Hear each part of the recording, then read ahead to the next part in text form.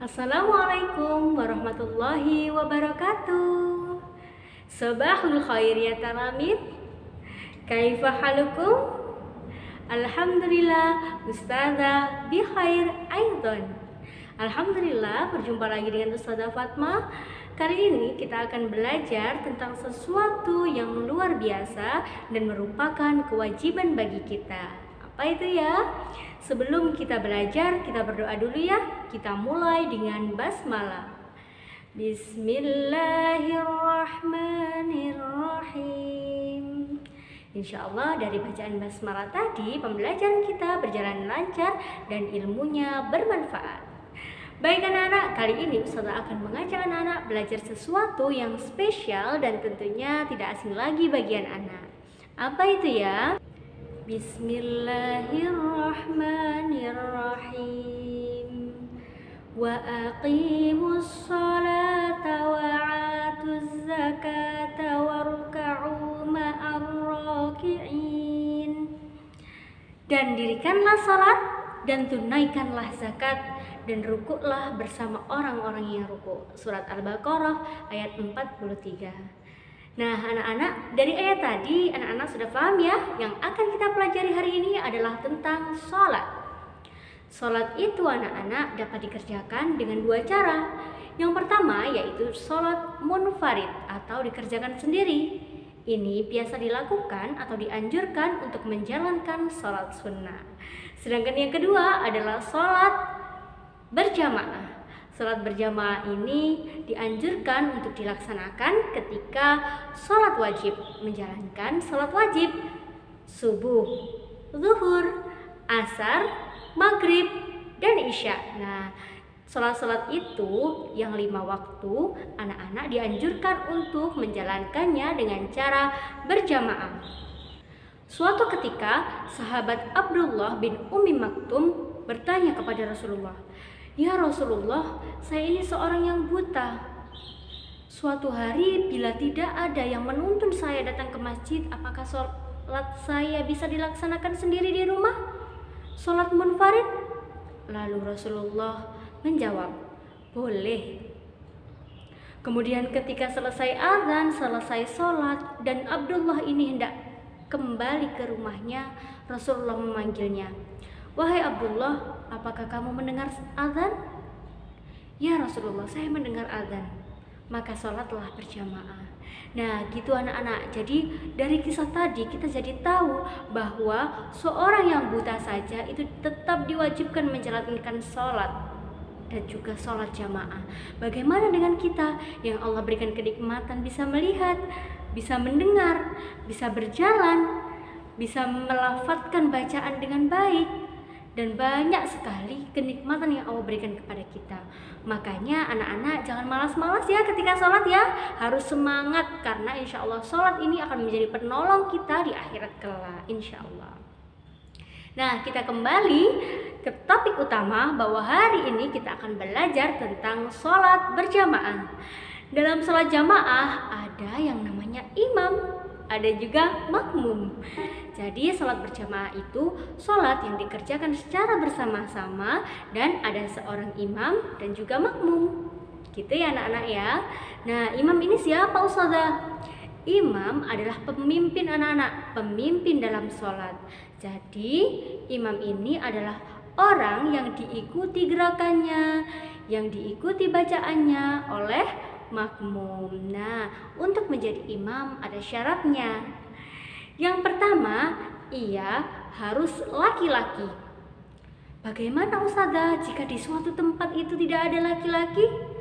Jika di suatu tempat itu tidak ada laki-laki dan semuanya perempuan, misalnya ada 2 orang perempuan, maka boleh yang menjadi imam adalah perempuan, asalkan makmumnya juga perempuan ya. Syarat yang kedua adalah menjadi seorang imam harus sehat akalnya, yakni tidak sedang tidur, apalagi sedang mengalami gangguan jiwa. Tidak boleh dijadikan imam ya.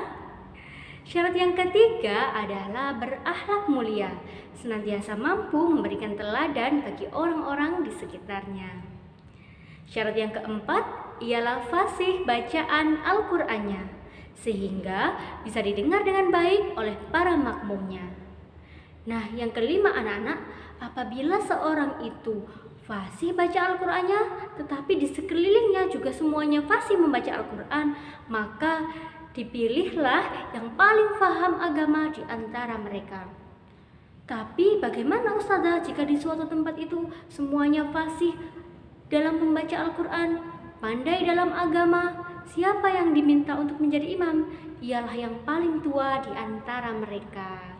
Gitu ya anak-anak. Jadi itu jika anak-anak ingin menjadi imam, harus belajar agama dengan sungguh-sungguh supaya nanti bisa memimpin jamaah sholat insya Allah. Nah, menjadi imam itu tugasnya apa sih Ustazah? Yang pertama, menjadi imam diharuskan untuk memperhatikan jamaahnya. Diperhatikan siapa saja ya jamaahnya. Bila jamaahnya ini banyak orang yang sudah lanjut usia, maka ayat yang dibaca tidak terlalu panjang sehingga jamaahnya tidak kelelahan begitu.